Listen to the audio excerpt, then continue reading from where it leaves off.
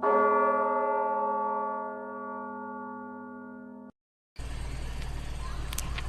ុក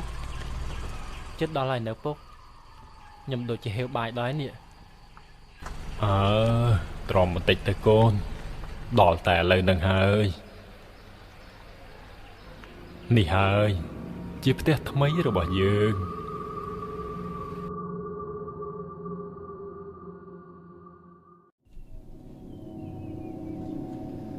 ឡានដឹកអីវ៉ាន់ចាស់របស់ពុកខ្ញុំបានបោយឺតចាក់ចេញពីផ្លូវធំចូលទៅតាមផ្លូវលំដីក្រហមផ្លូវនេះស្ដុកណាស់សុទ្ធតែព្រៃក្នុងឡានមានខ្ញុំបងស្រីខ្ញុំលីដាអាយុ15ឆ្នាំម៉ែហើយនឹងពុកកំពុងធ្វើដំណើរទៅផ្ទះថ្មីដឹងពុកគាត់មកទិញដីទិញផ្ទះអីទេនៅបន្ទប់នេះ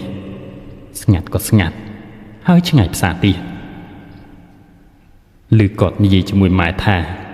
ផ្ទះនោះវាធូរថ្លៃល្អណាស់ជួសជុលតែបន្តិចបន្តួចក៏នៅបានហើយ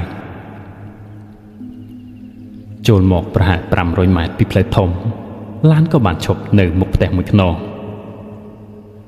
បើនិយាយថាផ្ទះក៏ដូចជាមិនសូវសមស្ដាប់ទៅវាធំដុំពេកសម្រាប់រូបរាងឈើពុកផុយដែលឈរត្រឹងនៅចំពោះមុខនេះវាមានសភាពទ្រុឌទ្រោមជាងអ្វីដែលខ្ញុំស្រមៃទុកឆ្ងាយណាស់ទោះបីពុកប្រាប់ថាម្ចាស់ផ្ទះគេមុនទៅតែជួសជុលរួចក៏ដោយចុះម្ចាស់ផ្ទះគេពីមុននឹងនឹកឃើញអីបានជាមកសង់ផ្ទះនៅដាច់សង្រែងតែឯងចឹងឈរពីខាងមុខផ្ទះឮតែស្នូរទឹកហូររឹមរឹមជុំវិញស្ងាត់ជ្រងំទំនងជាមានកូនអូឬប្រឡាយនៅខាងក្រៅចំហាយខ្យល់ត្រជាក់ស្រេបភាយចេញពីក្នុងផ្ទះក្រោយពុករុញទ្វាររបើកលីឡំជាមួយក្លិនដូចជាស្អីរលួយកាត់ជួលពេញច្រមុះទាំងពុកទាំងម៉ែនិងបងស្រីខ្ញុំថយក្រោយម្នាក់បន្តិចនិងងាកមុខចេញព្រមគ្នាប្រហែលជាគេបិទទ្វារទុកចោលយូរពេកហើយបានជាវាមានក្លិនចឹងតោះនាំគ្នាយកអីវ៉ាន់ចូលមកកូនពុកខ្ញុំនិយាយទាំងក្អកតិចពួកយើងរុញគ្នាដើរចូលទៅក្នុងផ្ទះខាងក្នុងងងឹតជាងខាងក្រៅធូលីដីហុយឡើងសំពងពេលភ្នែករបស់ខ្ញុំចាប់ផ្ដើមស៊ាំនឹងពន្លឺតិចល្មមអាចមើលឃើញរបស់របរនៅខាងក្នុងស្រាប់តែលីដាបងស្រីខ្ញុំវាស្រែកឡើងអស់មួយទំហឹងវាលើកដៃចង្អុលទៅទាំងញ័រទៅគៀនជញ្ជាំងដែលពន្លឺចូលមិនដល់នៅទីនោះមានតុក្កតាក្រណាត់ចាស់មួយអង្គុយផ្អែកនឹងជញ្ជាំងដៃម្ខាងរបស់វាដាច់បាត់ទៅហើយឯភ្នែកម្ខាងទៀតក៏របូតចេញនៅសល់តែប្រហោងខ្មៅវាហាក់ដូចជាកំពុងសម្លឹងចំមកពួកយើង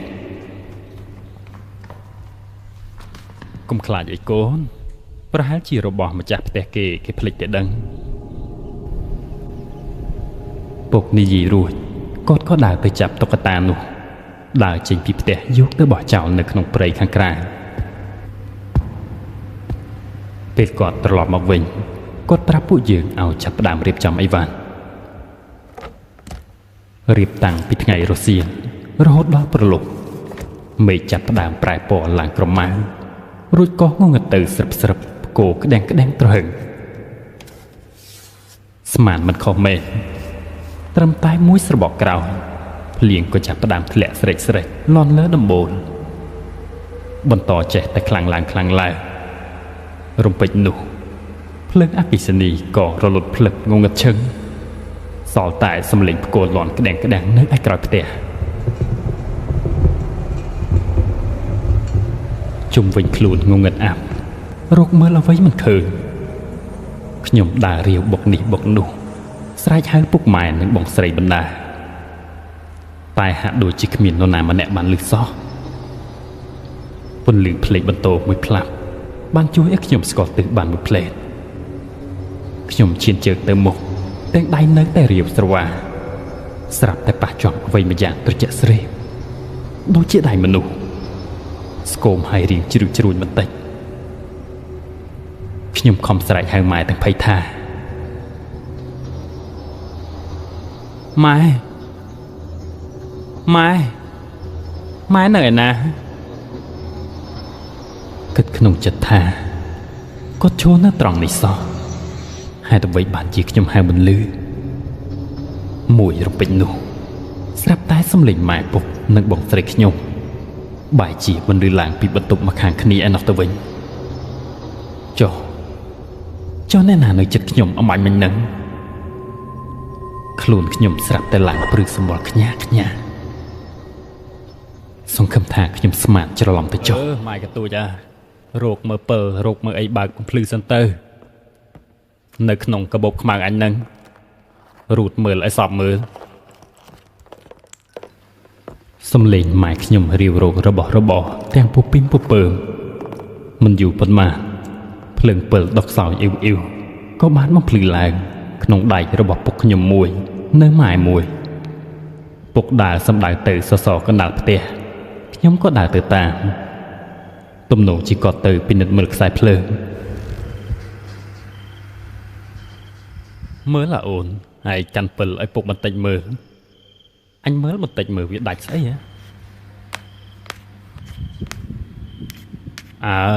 ខ្សែភ្លើងកណ្ដុលក៏គេឡើងសាញហើយរឿងអីវាមិនដាច់ភ្លើងពុកខ្ញុំនិយាយរួចក៏ដើរត្រឡប់ទៅរកម៉ែវិញម៉ែវាមើលរកទៀនរកអីអុចសិនទៅចាំព្រឹកអញទៅតាមជាងគេឲ្យមកតភ្លើងឲ្យយប់នេះគ្មានភ្លើងប្រើតែយើងពួកយើងប្រមូលផ្ដុំគ្នានៅកណ្ដាលផ្ទះក្រោមពន្លឺភ្លើងទៀនពី3ដើមខ្យល់ផងភ្លៀងផងនៅតែបោកកាន់តែខ្លាំងឡើងមិនបង្អន់ថយដំណោះសោះនៅសុកខ្យល់ក៏ស្រាប់តែបោកមកមួយវឹបទៀតបំបុកទ្វាររបើកលន់លឺសូរតែក្តាំងផ្ទប់ទៅជញ្ជាំងទាំងទឹកទាំងខ្យល់សាច់ចូលមកមួយទំហឹងរលត់ទៀនភ្លឹបពុកងើបស្ទុះទៅទាញទ្វារបិទវិញយ៉ាងប្រញាប់នឹងស្រែកឡើងថាយីខ្យល់ឯណាក៏សម្បើមម្លេះអញដាក់កន្លះជាប់ហើយនឹងនៅរបូតកាទៀត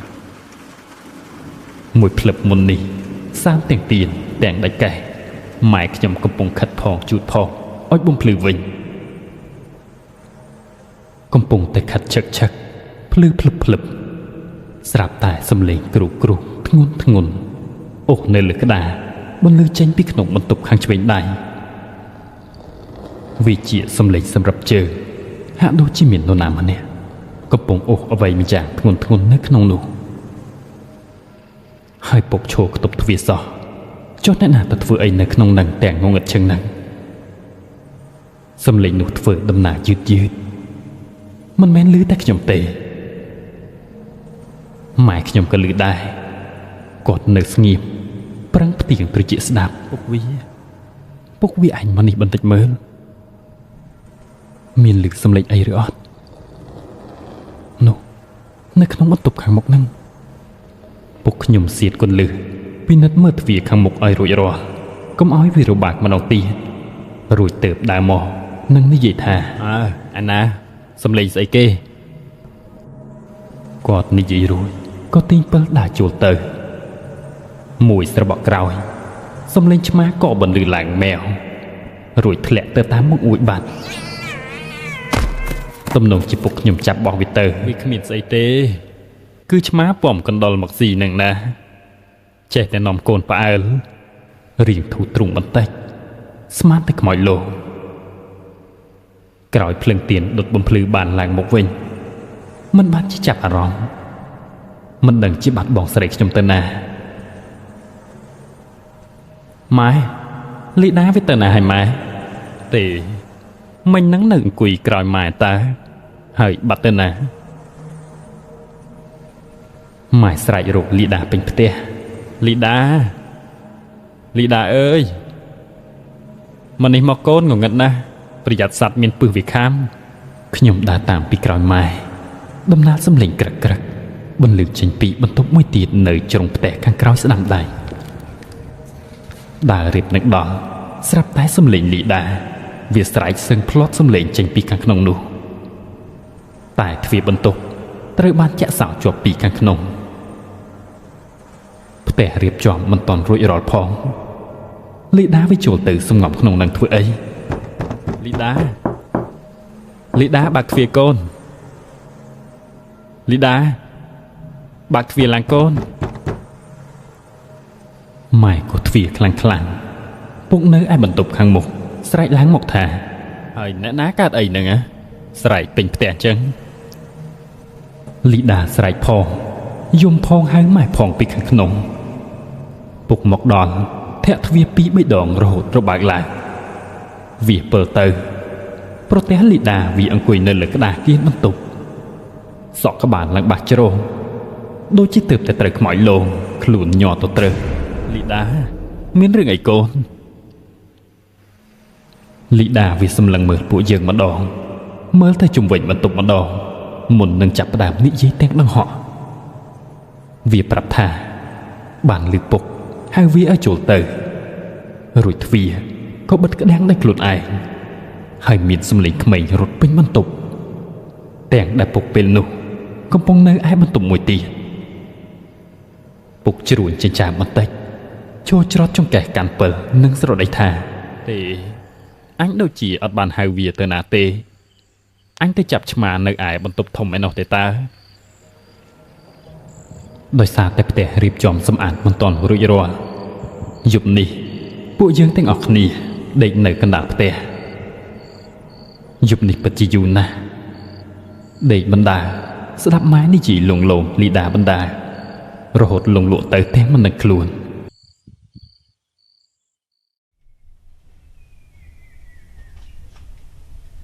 ធូរចិត្តបន្តិចក្រោយបើកភ្នែកឡើងក៏ឃើញព្រះអាទិត្យចាំងចូលតាមបង្អួចភ្លៀងធំកាលពីយប់មិញស្ងប់ទៅហើយបន្សល់ទុកតែស្នាមដានប្រឡាក់ប្រឡូសនិងទឹកដក់នៅខាងក្រោមផ្ទះបែកភក់វល់ក្រឡេកមើលឯជញ្ជាំងផ្ទះក៏ស្រាប់តែឃើញមានតែស្នាមគំនូរដីសពណ៌ក្រវេមក្រវាមដូចជាស្នាដៃគូដោយកូនក្មេងមានទាំងរូបមនុស្សរូបសត្វតែរូបរាងរមួលរមាញ់បាក់ដៃបាក់ជើងភ្នែកធំមើលមិនចង់យល់ម្សិលមិញក៏ដូចជាមិនបានចាប់អារម្មណ៍ព្រោះវារៀងងងឹតផង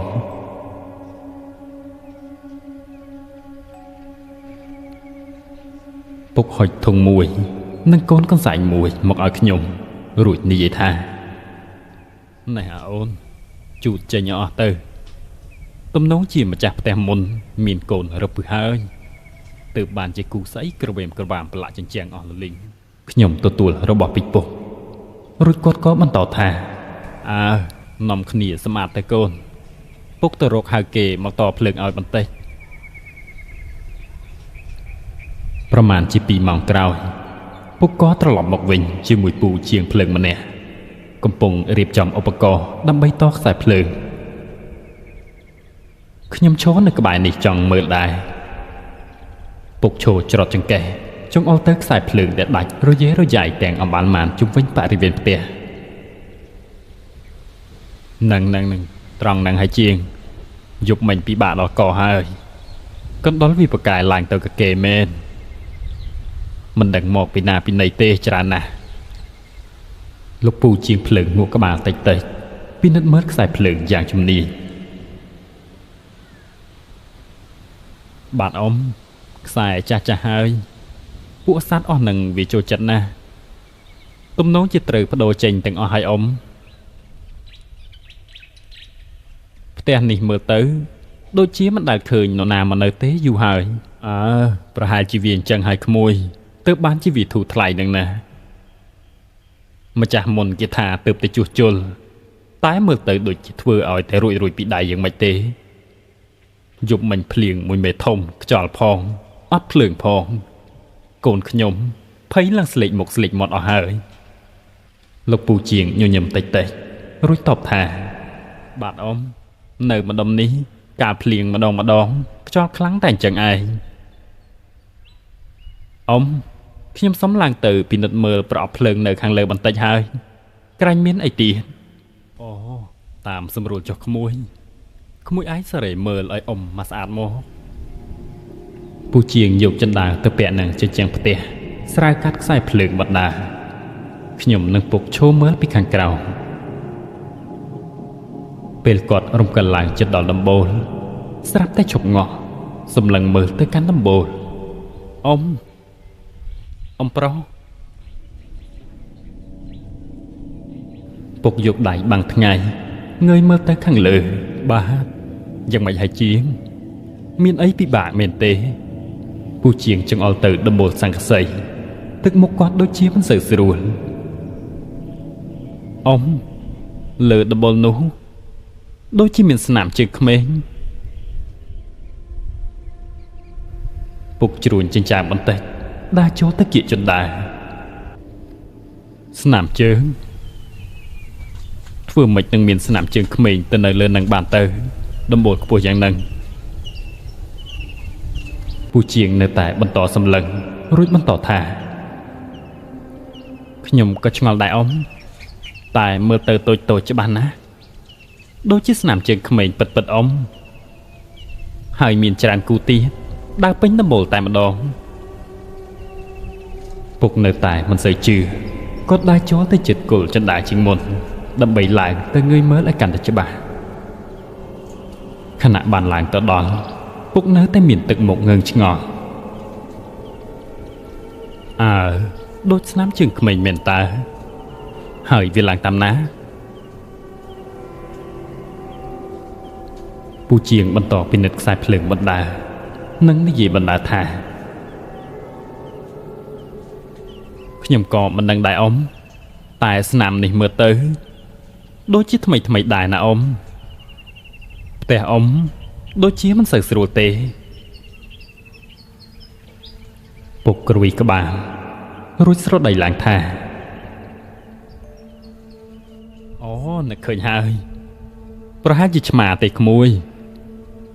យប់មិញនេះពីរក្បាលធំពំក៏ដុលមកស៊ីក្នុងបន្ទប់ពូជាងរៀងបដូរទឹកមុខបន្តិចរួចបន្តការងារគាត់ទៀត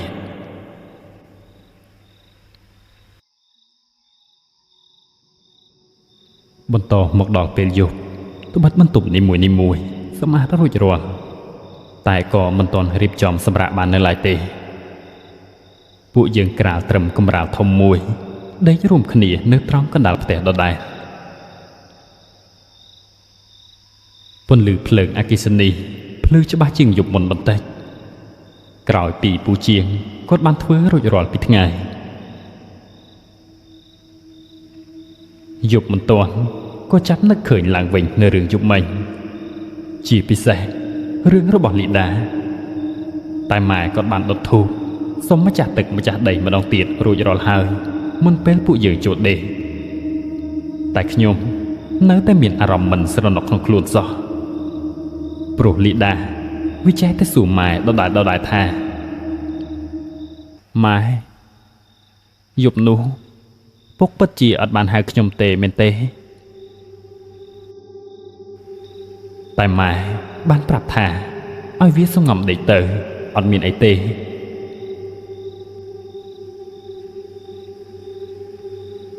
លុះមួយសន្ទុះក្រោយកំពុងតែស្ងាត់ស្រាប់តែមានសំឡេងតុកឮតិចដូចជាមាននរណាម្នាក់គោះឈើពីខាងក្រៅវាហាក់ដូចជាមិននៅឆ្ងាយពីកន្លែងពួកយើងដេកប៉ុន្មានទេលីដាកន្ត្រាក់ខ្លួនតិចបើកភ្នែកធំម៉ែមានលឺអីអត់ម៉ែខ្ញុំដកដង្ហើមធំរួចផ្ទៀងស្ដាប់កុំតន់ភ័យកូនប្រហែលជាសត្វក៏គេអីទៅដឹងផ្ទះយើងទើបរៀបចំរបស់របរវានៅរញ៉េរញ៉ៃខ្ញុំនៅក្នុងចិត្តម្នាក់ឯងវាមិនដូចជាសំឡេងសត្វក៏គេអីតាមដែលគាត់ថាសោះដូចជាមនុស្សគោះក្តារច្រើនជាងឮសូរតែតុកឮដដែលខិតទៅក្បាលដំណេកពុកម្ដងមកចុងជើងម្ដងពុកខ្ញុំក៏ភ្ញាក់មកដែរគាត់បើកភ្នែកធំក្រឡេកមើលឆ្វេងស្ដាំក្នុងភាពងងឹតព្រាយស្អីគេទៀតហើយវើយ មិនចេះជាប់មិនចេះហើយទេគាត់ក្រោកអង្គុយបើកមុងឈានជើងចេញពីមុងយកពិលដែលដាក់នៅក្បែរនោះមកកាន់អញចុះទៅមើលបន្តិចមើលហើយអាណាវាមកគោះស្អីរកដេកមិនបានហ្នឹងគាត់ដើរចុះទៅយកពិលឆ្លោះចុះឡើងគាត់យកដៃគោះឈើសាកមើលលើជើងសសរតបទៅវិញពី3ដងរួចក៏ពោលម្នាក់ឯងថាគ្មានស្អីផងផ្ទៀងត្រជាស្ដាប់តទៀតបាយជាស្ងាត់ឈឹងពុកដាត្រឡប់មកមុងវិញពេលគាត់ទៅតែដាក់ខ្លួនដេកមិនតន់នឹងបានប៉ុន្មានផងសំឡេងតុកនោះលើកនេះលឺញាប់ជាងមុនទៅទៀតហើយវាហាក់ដូចជានៅលើដំបូលម្ដង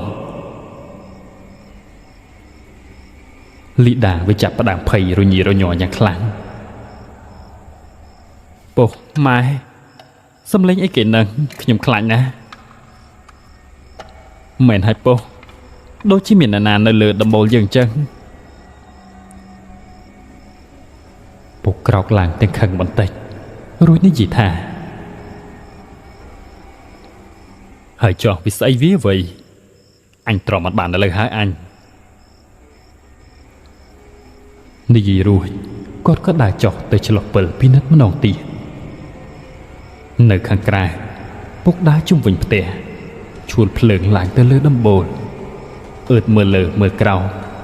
មិនឃើញមានអ្វីខុសប្រក្រតីពុកស្រែកឡើងពីខាងក្រៅដោយសំឡេងនឿយហត់ថាគ្មានឃើញស្អីទេម៉ែវាអើយគាត់ដើរចូលមកក្នុងផ្ទះវិញទាំងទឹកមុខនឿយហត់និងច្របូកច្របល់ពុកបិទទ្វារបើកភ្លើងភ្លឺពេញផ្ទះរួចទៅចូលមុងវិញគាត់មិនទាន់សម្រាប់ទេដេកចាំស្ដាប់ស្រាប់តែមិនមានឮអីទៀតសោះរៀងយប់ជ្រៅដែរហើយភ្លើងភ្លឺចឹងដូចជាមិនសូវអីខ្ញុំងួយដែរក៏ដេកលងលក់ទៅភ្លេចខ្លាចអស់រលីង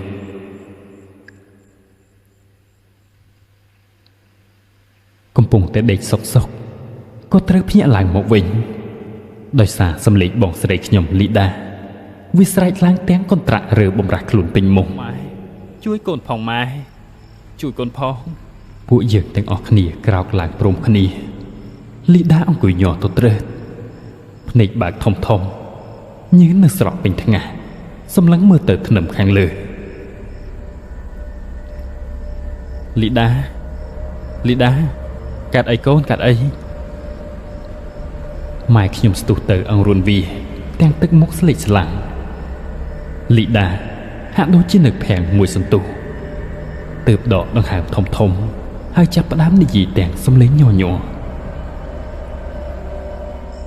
ម៉ែខ្ញុំយល់សប្តិអាក្រក់ណាស់គួរឲ្យខ្លាចណាស់ម៉ែចាប់ដៃម៉ែឡើងជាប់និងបន្តរៀបរាប់ថាម៉ែ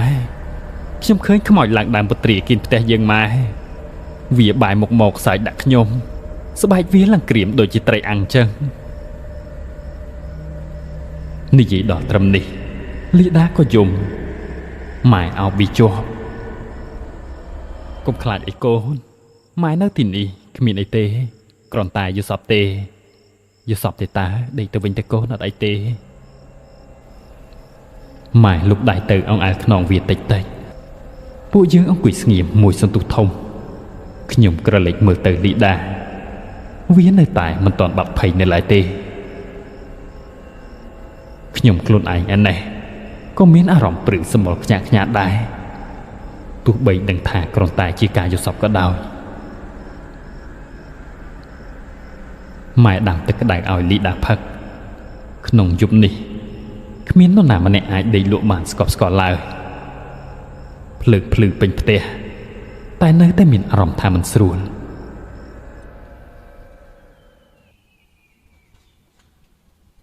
ព្រឹកព្រលឹមចូលមកដល់ពួកយើងទាំងអស់គ្នាក្រោកពីព្រលឹមជាងសពមួយដងទឹកមុខមិនសូវស្រស់ស្រាយទេម៉ែកំពុងរៀបចំម្ហូ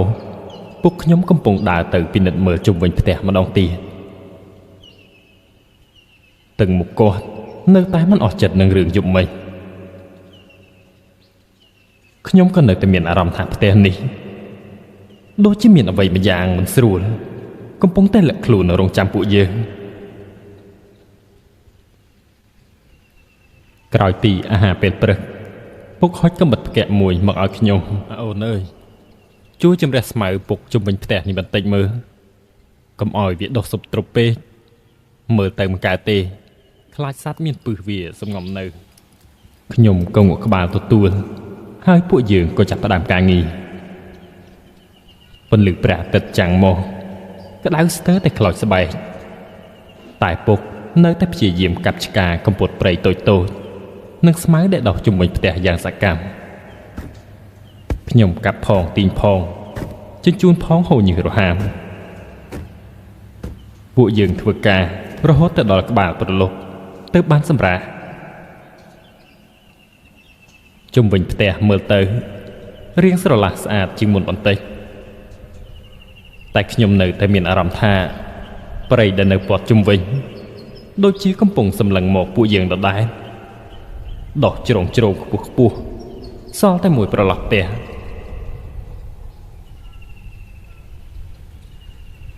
ពេលកំពុងអង្គុយសម្រាកលើគល់ឈើរលំស្រាប់តែខ្ញុំក្រឡេកឃើញពុកកំពុងដើរសម្ដៅទៅមាត់អូរខាងក្រៅផ្ទះខ្ញុំឆ្ងល់ណាស់ព្រោះឃើញគាត់ទើបតែអង្គុយជាមួយខ្ញុំនៅមុននេះបន្តិចខ្ញុំស្រែកហៅគាត់តែគាត់ដូចជាមិនឮសោះពុកទៅណាគាត់នៅតែបន្តដើរទៅមុខទៀតរៀងគាត់មើលពីក្រោយទៅដូចពុកខ្ញុំណាស់ទាំងសម្លៀកបំពាក់ក៏ដូចគ្នាខ្ញុំគិតក្នុងចិត្តថាប្រហែលជាគាត់ទៅមើលអីមួយផ្លែតទេដឹងតែមួយសន្ទុះក្រោយមកដោយមិនឃើញគាត់ត្រឡប់មកវិញខ្ញុំក៏សម្រេចចិត្តដើរតាមទៅមើល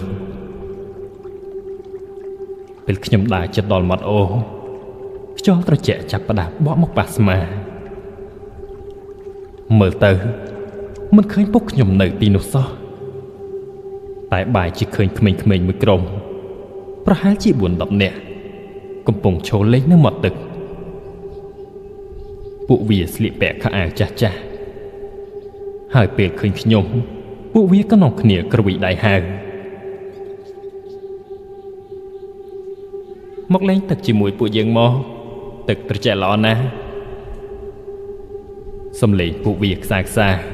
តែច្បាស់នៅក្នុងត្រចៀកខ្ញុំមានអារម្មណ៍ថាជើងខ្ញុំហាក់ដូចជាចង់ឈានទៅមុខដោយឯងក្មេងម្នាក់ក្នុងចំណោមនោះស្រាប់តែលូកដៃមកចាប់ដៃខ្ញុំមកចុះទៅលេងទឹកជាមួយយើងមកលេងទឹកជាមួយយើងខ្ញុំក្រឡេកមើលក្មេងនោះមុខមាត់វាស្លេកស្លាំងមេឃរៀងងងឹតទៅដែរហើយមើលមិនសូវច្បាស់ទេភ្នែកវាហាក់ដូចជាគ្មានកែវភ្នែកសោះរំពេចនោះក្មេងៗឯទៀតក៏ចាប់ផ្ដើមដើរមកជិតខ្ញុំហើយមនុស្សជាច្រើនមិនដឹងមកពីណាពីណីចាប់ផ្ដើមលេចចេញពីក្នុងទឹកនិងកំពត់ព្រៃក្បែរនោះពួកគេទាំងអស់គ្នាសម្លឹងមកខ្ញុំហើយចាប់ផ្ដើមនិយាយខ្សឹបខ្សៀវព្រមគ្នាចុះមកលេងទឹកជាមួយពួកយើងមកឆាប់ចុះមកលេងទឹកជាមួយពួកយើងមកដៃត្រជាក់ជាច្រើនចាប់ផ្ដើមទាញបង្ខំខ្ញុំឲ្យចុះទៅលេងក្នុងទឹកអូរនោះខ្ញុំភ័យណាស់ខំរើបំរាស់តែពួកគេមានកម្លាំងខ្លាំងជាងខ្ញុំឆ្ងាយខ្ញុំមានអារម្មណ៍ថាជើងខ្ញុំវាចាប់ផ្ដើមប៉ះនឹងទឹកត្រជាក់ស្រេបអត់ទេលេងខ្ញុំអត់ចោះទេខ្ញុំស្រែកអស់សំឡេងហើយខំរើបំរាស់អស់មួយទំហឹងមិនដឹងកម្លាំងមកពីណាទេខ្ញុំក៏រុញពួកវាចេញ ហើយរត់ចេញពីទីនោះយ៉ាងលឿនខ្ញុំរត់ផងយំផងសម្លឹងមើលក្រោយផងខ្លាចពួកវាតាមមកពេលមកដល់ផ្ទះវិញខ្ញុំស្ទើរតែដួលសន្លប់ទាំងភ័យទាំងហត់បែរជាឃើញពុកខ្ញុំកំពុងអង្គុយនៅលើកៅអីឈើនៅមុខផ្ទះទៅវិញហាក់ដូចជាគាត់មិនបានទៅណាសោះគាត់ងាកមើលមកខ្ញុំដោយទឹកមុខឆ្ងល់អូនឯងកាត់អីនឹងមិនដេចក៏ស្លេកស្លាំងញើសពេញខ្លួនចឹងខ្ញុំរៀបរាប់ប្រាប់គាត់ពីអ្វីដែលខ្ញុំបានឃើញនឹងជួបប្រទះនៅឯមាត់អូននោះគាត់ស្ដាប់ខ្ញុំទាំងជ្រួញចិញ្ចើមទឹកមុខគាត់ប្រែពីឆ្ងល់ទៅជាខឹងសម្បារយ៉ាងខ្លាំងដោយសារចាប់តាំងពីមកនៅផ្ទះនេះវាចេះតែមានរឿងរ៉ាវប្លែកៗគាត់ក្រោកឈរឡើងភ្លាមរួចស្រដីថាយីពួកអស់នេះវាហ៊ានរញ៉េរញ៉ៃម្លេះវើយបានដៃណាស់ណោគាត់ស្រែកខ្លាំងហើយដើរទៅអូខាងក្រោយទឹកមុខក្រហមងាំងចេញមកពួកអាខ្មោចឆ្កែខ្មោចឆ្មាអញដឹងតែពួកឯងនៅទីនេះបើខ្លាំងចេញមកឲ្យអញឃើញមុខមើលគាត់ស្រែកជេរព្រាវទៅកាន់ភាពងងឹតនៅជុំវិញនោះកុំមករំខានគ្រួសារអញទៀតតិចបានទៅនៅក្នុងក្រឡទាំងអស់គ្នាទៅសំលេងគាត់លន់រំពងឮពីពេញបរិវេណនោះតែគ្មានអ្វីឆ្លើយតបមកវិញទេមានតែសំលេងខ្យល់បក់និងស្លឹកឈើរសាត់តែប៉ុណ្ណោះម៉ែនិងបងស្រីតាមមកអួចមើលមកពីចម្ងាយយប់នោះគ្មាននរណានិយាយអ្វីច្រើនទេពុកខ្ញុំអង្គុយស្ងៀមទឹកមុខនៅតែតានតឹងខ្ញុំដឹងថាគាត់កំពុងតែគិតច្រើន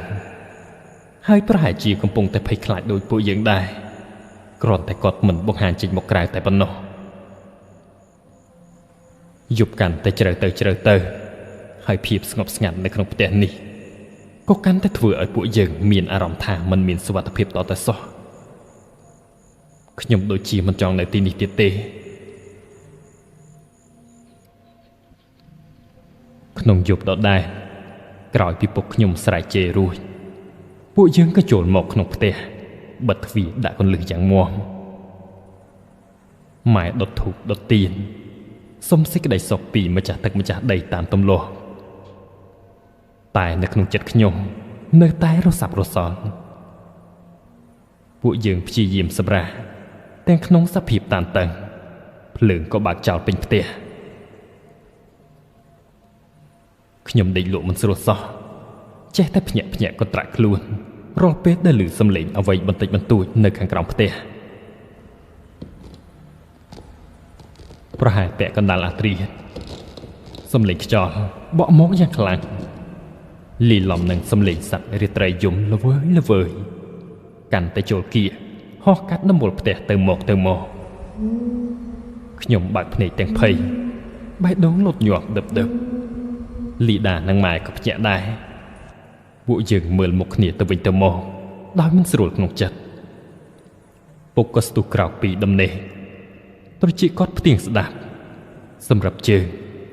នៅខាងមុខផ្ទះដូចជាមានអ្វីជាច្រើនកំពុងតែផ្លាស់ទីចូលមកមានទាំងស្នូកក្រចកអស់លើជញ្ជាំងក្តារគ្រុះលើពេញផ្ទះ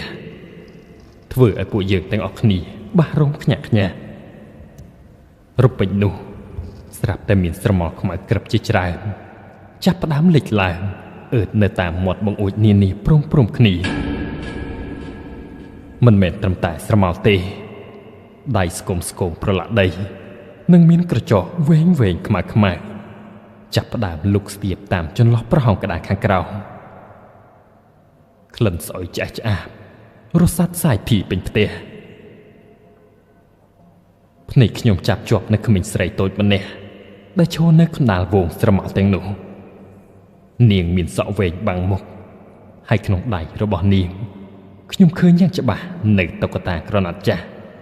ដែលមានដាច់ដៃម្ខាងដែលពួកខ្ញុំបានយកទៅបោះចោលក្នុងព្រៃនៅថ្ងៃដំបូង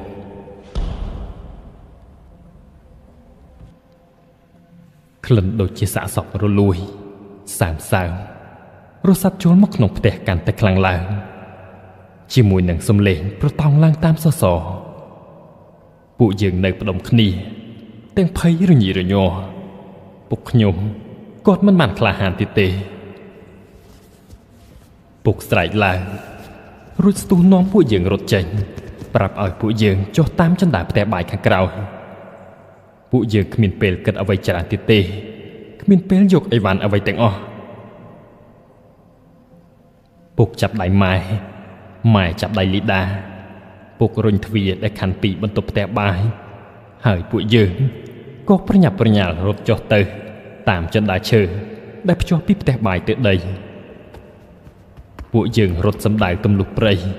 ក្នុងភាពងងឹតសម្ដៅចេញទៅរកផ្លូវធំខាងក្រៅដោយទាំងមិនហ៊ានងាកមើលក្រោយផង